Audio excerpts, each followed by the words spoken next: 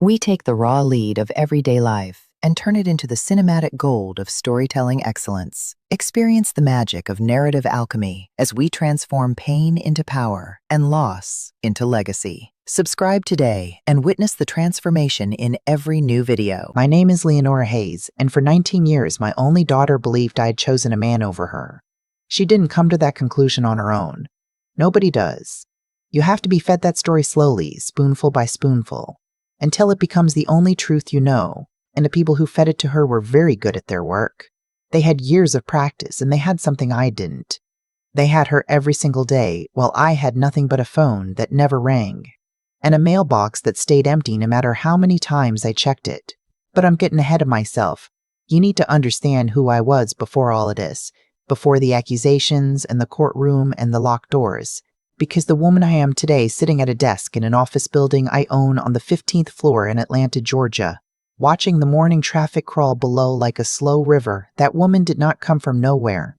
She was built, brick by brick, out of the rubble of everything they took from me. I was 41 years old when my husband's family decided I had become inconvenient. His name was Franklin. Tall, slow-talking man from Savannah with good manners and bad habits. He kept hidden until we were deep enough into the marriage that leaving felt impossible.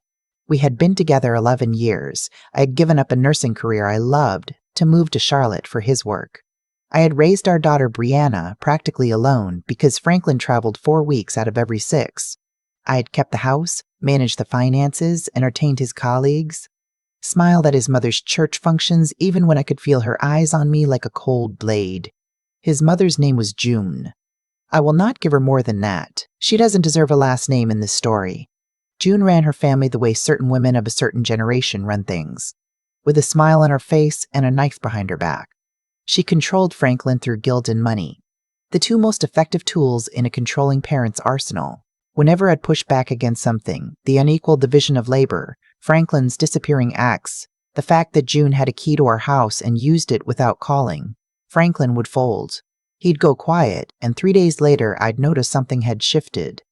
A small privilege removed, a decision made without me, a new coldness in the room. I documented everything. Dates, conversations, financial transactions.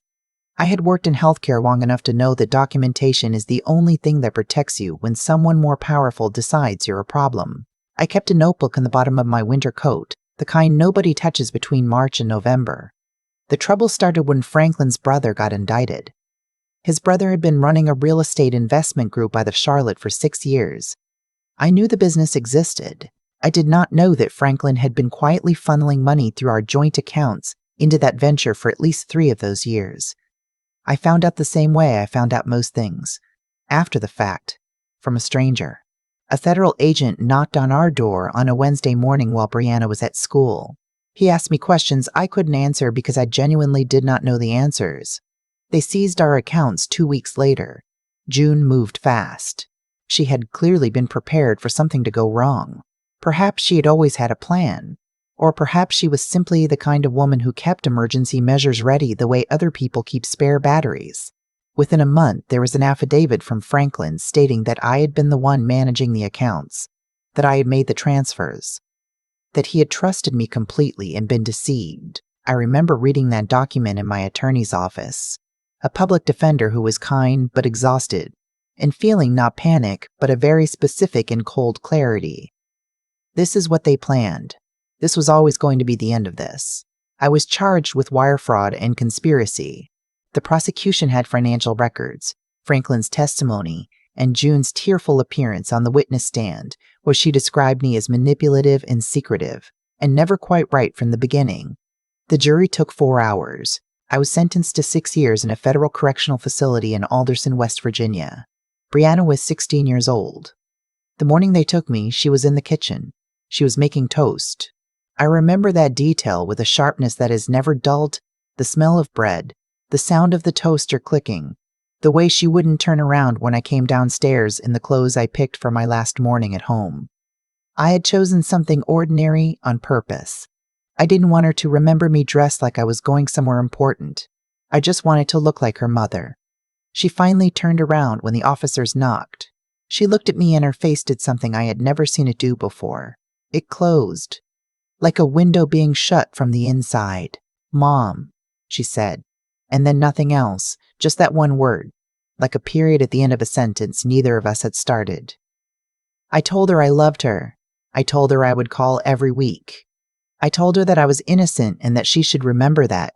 Remember it no matter what anyone told her. She stood by the counter with her arms crossed over her chest, and she watched them walk me out the door.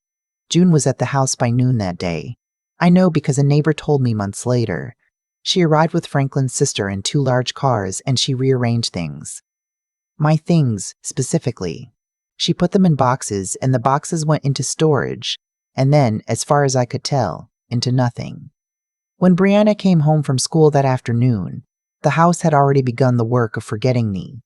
Federal prison is not what most people imagine. It is bureaucratic and tedious and grinding in a way that quietly destroys you if you are not careful. The violence is usually subtle. The cruelty is institutional. What it does best is make you feel small, invisible, erasable. Like you were never a person who mattered. I called Brianna every week for the first year. She answered twice. The second time, she said she was busy and that she would call me back. She never did. I wrote letters, long ones at first, then shorter, then just cards with a few lines. "I love you. I'm still here. I haven't forgotten you." I sent birthday cards for 5 years running. Not one acknowledgement. Not a single word back. Through a woman I met inside, a former social worker named Pearl, who had been wrongly convicted on a drug charge, I learned how to survive what I was going through. Pearl was 58 years old and had been there 4 years, and she had stopped being angry about it and started being strategic. She is the one who told me to spend my time learning something. So I learned. I took every course the facility offered. Business management, accounting, property law. I read every real estate guide I could get from the library cart. I wrote out business plans and composition notebooks, then revised them again. I did this not because I believed I would use them immediately. I did it because it kept my mind from turning in on itself. It kept me from becoming someone I didn't recognize. When I walked out of Alderson on a gray Tuesday morning in November, I was 47 years old. I had $43 in my pocket, and I had not spoken to my daughter in 3 years. The reentry housing was in a suburb outside of Charlotte. A small room, shared bath, strict sign-in policy. 3 other women at various stages of starting over. I was the oldest. I kept my head down and my notebook open. Finding work with a felony record is a particular kind of humiliation, because it never ends. Every application, every interview that goes well until they run the background check. Every email that doesn't come. I cleaned offices. I worked a hotel laundry. I did bookkeeping for a barbershop under the table because the owner didn't ask questions and I needed to eat. I wore the same 4 outfits on rotation. I walked 40 minutes to the bus stop in the dark because the alternative was a taxi I couldn't afford. At night I read books from the public library, printouts from the computer terminal, anything I could find about property markets, distressed assets, Section 8 housing, tax lien sales. Charlotte was growing. I could see it. New construction, new money pushing into old neighborhoods, prices shifting in ways that created gaps a careful person could move through. The turning point came 17 months after I got out, and it came in the form of an old man named Eugene. Eugene was 74 years old, a retired contractor, and he had been a client of the cleaning service I worked for. He was also, as it happened, the kind of person who paid attention. He noticed that I arrived early and left late, and that I reorganized his filing system without being asked. He noticed that I read during my lunch break. He asked what I was reading. I told him. He was quiet for a moment, and then he said, "My wife and I have a property we've been trying to unload for 2 years. Nobody wants it because of the foundation issue. I don't suppose you know anything about foundation repair estimates." "As a matter of fact," I said, "I do." Eugene and his wife Lila became the nearest thing I had to family during those years. Lila was a small woman with silver locks and the energy of someone half her age. She had spent her career as a labor organizer, and she had a kind of no-nonsense warmth that I recognized immediately. The warmth of a woman who has survived things and decided not to become hard from them. They sold me the property for $14,000. It needed serious work. The foundation crack was structural but manageable. The roof was 10 years from failure. Every surface inside was outdated, stained, or broken. I spent 4 months on it, working weekends and evenings after my day jobs. I watched tutorials. I called in every favor. I bartered cleaning services for contractor hours. I made every decision with the single question, will this earn back more than it costs?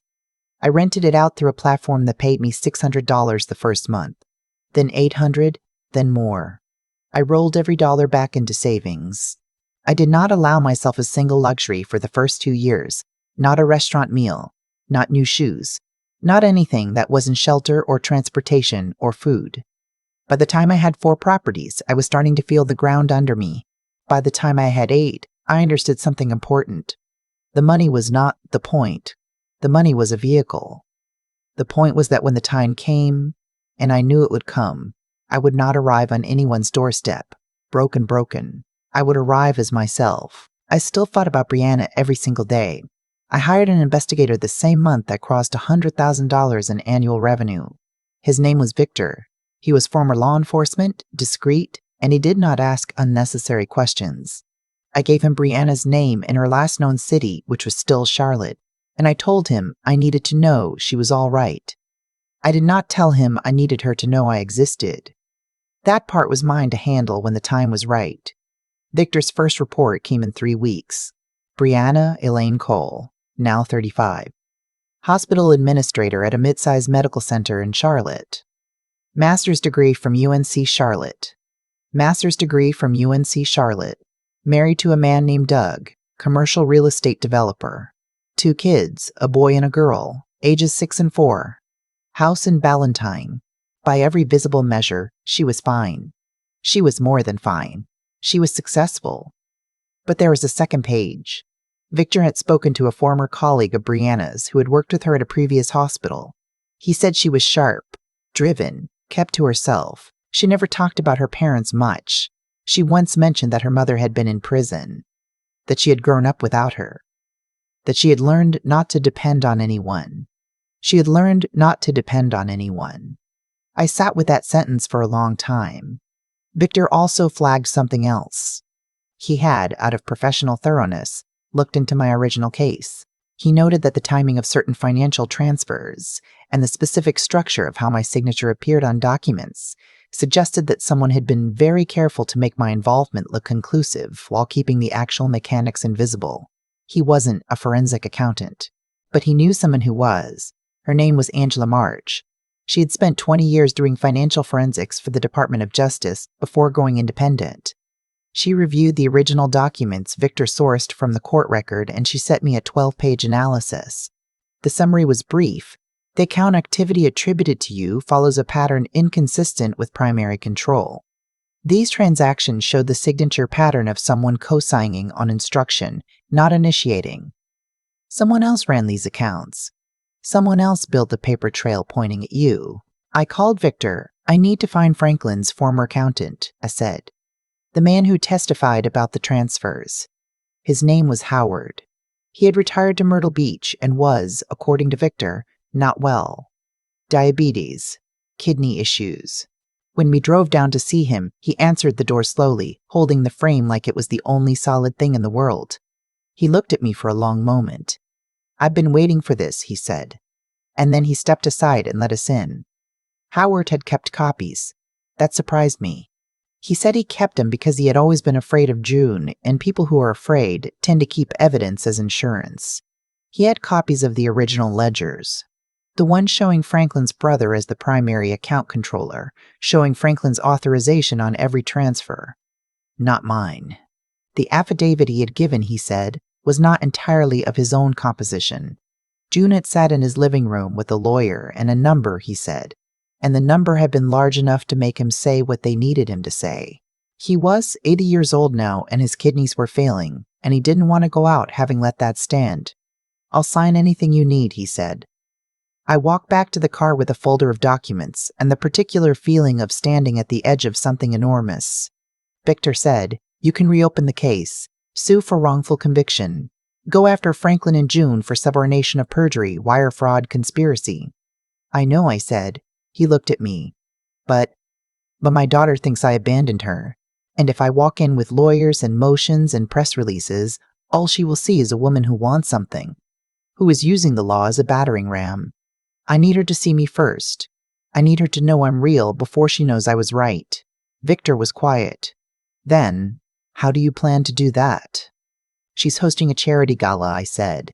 Her hospital's annual fundraiser. I saw it in the society pages.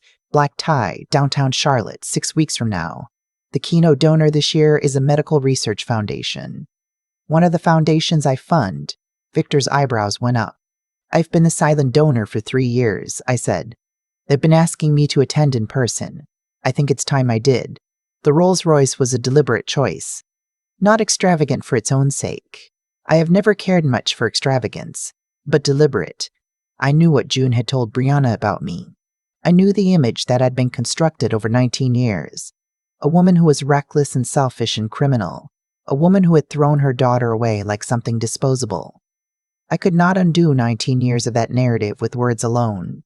Sometimes you need an image to break an image. I rented the Phantom in matte black. I hired 2 protection specialists, both women, which I chose on purpose. I wore a gown I had custom made in deep burgundy and a single piece of jewelry, a bracelet my own mother had left me, the one thing I had managed to protect through everything. My hair was natural, silver streaked, and I wore it as it was. I was 60 years old and I looked every year of it, and I had stopped apologizing for that a long time ago. I arrived at the gala at 7:30 in the evening, precisely as the cocktail hour was ending and the seated program was beginning. The lobby of the Westin had that hush that expensive events produce, a curated quiet, the sound of people performing elegance. Heads turned when we came through the doors. They always do, with the right entrance. The event coordinator recognized my name immediately. Mrs. Hayes, she said, visibly pleased. We're so honored you could be here tonight. I smiled and thanked her and allowed myself to be guided toward the main room. I saw Brianna before she saw me. She was standing near the stage in a floor-length black dress, speaking to a board member with the focused ease of someone completely in command of their environment. She looked like me. She had always looked like me. The shape of her face, the way she held her shoulders, and 19 years had only made it more pronounced. She was talking and nodding, and then something, the change in the room, the coordinator's sudden shift in direction, made her turn. She saw my escorts first, then the coordinator coming toward her with that particular expression of ceremonial significance. Then she looked past her and found my face. I watched her go still. Not the stillness of someone who doesn't know what they're feeling. The stillness of someone who's feeling everything at once, and none of their training has prepared them for this specific moment. I walked toward her slowly. I did not rush. I let her see me coming from across the room, in full light, with every year of what I had built visible and how I moved. Her husband appeared at her elbow. He leaned toward her and said something low. She didn't respond. She was watching me. "Mom," she said when I reached her, and her voice had the same quality it had 29 years ago when she was 6 and had fallen off her bicycle. Not quite a question, not quite a statement, just a sound that meant you. "Hello, sweetheart," I said. "You look beautiful." She stood there, and I could see her trying to find the version of me she had been given. The reckless one. The criminal. The woman who chose a man over her daughter. And I could see that the version standing in front of her was not cooperating with that story at all. "What are you doing here?" she asked. Her voice was controlled but not steady. "I donated the lead grant for the Pediatric Neurology Research Wing," I said. 3 years running. They've been very kind about inviting me to see how the work is going. The silence stretched. "You funded." She stopped. Her hand came up to her collarbone, a gesture I remembered from her childhood when she was trying to think. "Can we go somewhere private?" I asked. "After the program, if you're willing." She looked at her husband. He looked at me with a measured assessment of a man trying to calculate what category the situation belonged to. Then he nodded once and stepped back. The program proceeded. I sat at the donor table and listened to the presentations and applauded in the right places and said nothing that wasn't necessary. I was aware of Brianna across the room for every moment of it. I was aware of her husband leaning over to speak to her, and of her sitting very still, and of the 2 times she looked at me when she thought I wasn't watching. We met in a small room off the lobby after the formal dinner. Just the 3 of us. Her husband introduced himself as Doug. He was steady and observant, and he put his hand on Brianna's back in the quiet way of a man who is paying attention to her and not to himself. I liked him immediately, and I did not say so. Brianna sat across from me, and her hands were folded in her lap, and her face had the expression of someone preparing for a conversation they have rehearsed in their head many times, and know will not go the way they rehearsed it. "Why didn't you come back?" she asked. "When you got out." "There was a restraining order," I said. "Your father filed it 2 weeks after sentencing. I was legally prohibited from contacting you or coming within 500 feet of your school, or any residence where you were living until you turned 21. And by the time you turned 21, you had already made it very clear that you didn't want to hear from me." She blinked. "He told you I didn't want to hear from you?" I pulled out my phone. I had scanned the relevant documents months ago, kept them in a folder I had looked at more times than I could count. I slid it across the table. The restraining order. The documentation of my attempts to contact her. Letters, cards, returned to sender or simply never acknowledged. A letter from an attorney I had hired when she was 22, sent to an address I had found through public records. The response that came back: "Miss Cole does not wish to communicate with you and requests that you cease all further contact." "She doesn't want to communicate with you," I said, keeping my voice gentle. "That was what I was told. I respected it. I didn't stop watching over you. But I respected your choice." Brianna's face had changed. The preparation was gone. What was underneath it was something rawer and less managed. "I never sent that," she said. I didn't even know there was a letter." Doug picked up the phone and read quietly. His expression shifted in a way that told me he was already doing the math. "There's something else," I said. I set the other folder on the table. Angela Marsh's forensic analysis. Howard's signed affidavit, the original ledgers. I watched Brianna open the folder. I watched her read. She was a hospital administrator. She understood documents. She understood what financial records meant, and how paper trails were constructed, and what it looked like when a trail had been built, rather than grown naturally. She read for a long time. Doug read over her shoulder. When she looked up, her eyes were wet. "Your grandmother did this," I said. "Your father allowed it. I'm not asking you to hate them. They raised you, and I was not there to do it, and that matters. But I need you to know what actually happened. Not so you'll choose me, just so you'll know the truth." "Mom," she said. And this time it was a different word than the one she'd said in the lobby. This one had grief in it. This one had years in it. "I know," I said. "I know," she cried. She tried not to at first, in the way of women who run things and have learned to maintain composure, and then she stopped trying. Doug put his arm around her and looked at me over the top of her head with an expression that asked nothing, and offered a kind of quiet male solidarity I had not expected. I sat with my hands folded and let her feel it. I did not fill the silence with reassurance.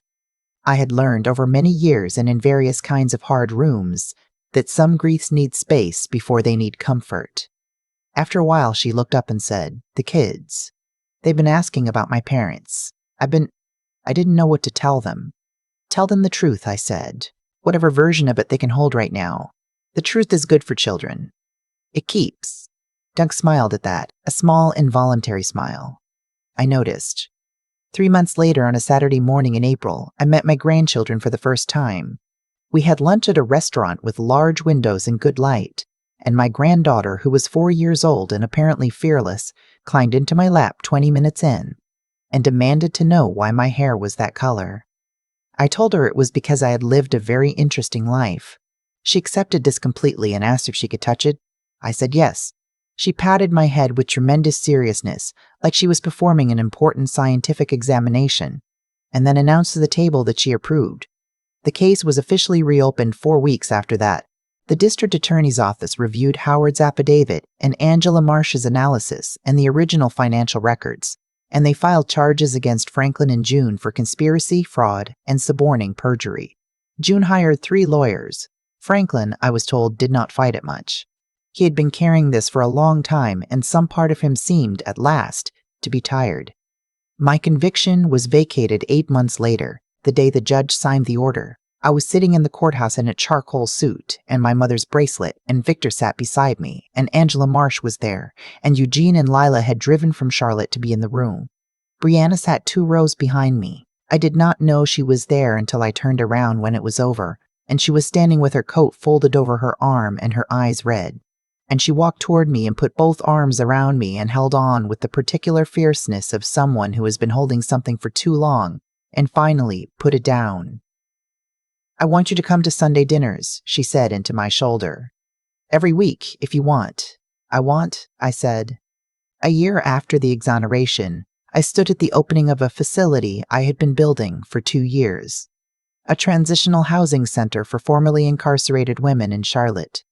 12 private rooms, a legal aid office, a job training center, a library, a space designed around the understanding that what a woman coming out of incarceration needs most is not a lecture about her choices, but a room with a door that locks from the inside and someone nearby who believes she has a future.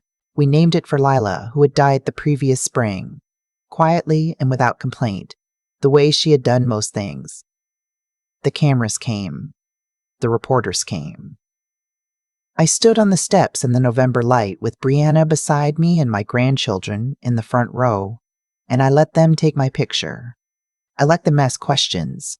I told them a short version of the truth, short enough to fit a news segment, and when they asked how I felt, I said what was actually true, which was, I feel like someone who took a long road to get somewhere she was always supposed to be. Brianna squeezed my hand. Inside the building, above the main entrance, there was a small brass plaque. It read, "For every woman told she was finished. Come in. There is more." I had written those words on a Tuesday night in Alderson, West Virginia, 16 years ago, in a composition notebook by the light of a buzzing fluorescent. When I was 44 years old and had lost everything and had not yet learned that losing everything is sometimes the only way to find out what you are actually made of. I know now. And I am not ashamed of a single thing it took to get here. I have thought about this a lot. Would it actually cost a person to stay honest when dishonesty would have been so much easier? When Franklin signed that affidavit with my name on it, he chose the easy thing. When June sat across from Howard with a number large enough to buy a man's conscience, she chose the easy thing. And for years I watched them live inside that ease while I scrubbed floors and walked to bus stops in the dark and wrote letters that nobody ever opened. You could look at that and say the world is simply unfair. And you would not be wrong. But I've lived long enough now to understand something more specific than that. Every choice has a weight that follows it, not in some mystical sense, just in the plain practical sense that the things we do to other people shape the people we become, and the people we become eventually determine what we are left with. Franklin is left with a criminal record and a story his children will carry. June is left with the truth of what she did exposed in a Charlotte courtroom at 80 years old. Howard died 3 months after he signed that affidavit. I hope he died lighter. I genuinely do, because I know what it costs to carry something like that, and I would not wish that weight on anyone, even the people who put mine on me. What I know about myself is this: I could not have built what I built if I had let bitterness be my foundation. The properties, the legal exoneration, the gala, the moment Brianna put her arms around me and held on. None of that comes from a woman who spent 19 years perfecting her grievance. It comes from a woman who got up every morning in that halfway house and chose to learn one more thing than she knew the day before. Knowledge kept me. Not because knowledge is magic, but because it is the one thing that cannot be confiscated. They took my freedom, my money, my reputation, my daughter's childhood belief in me. They could not take what I had already put inside my own mind. And then there is the matter of how I behaved when I finally had the power to hurt them back. I had the documents. I had the affidavit. I could have gone straight to the press. I could have made their names ugly in every newspaper in Charlotte before Brianna ever knew I existed. I chose not to.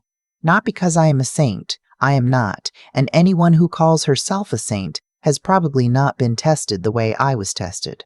I chose not to because I understood that the way I used what I had earned would tell my daughter more about who I am than anything I could say.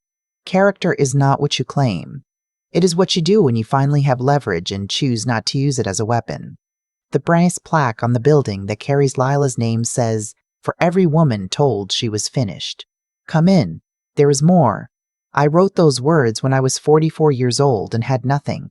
I believed them then the way you believe something you desperately need to be true. I believe them now the way you believe something you have proven. If there's anything I want the people who hear my story to carry with them, it is this. Do the right thing even when it is expensive. Stay sharp enough to know the difference between a setback and an ending. And when life asks you how much you're willing to endure in order to remain yourself, answer it honestly and then get up and go to work. That's all it ever was. That's all it took.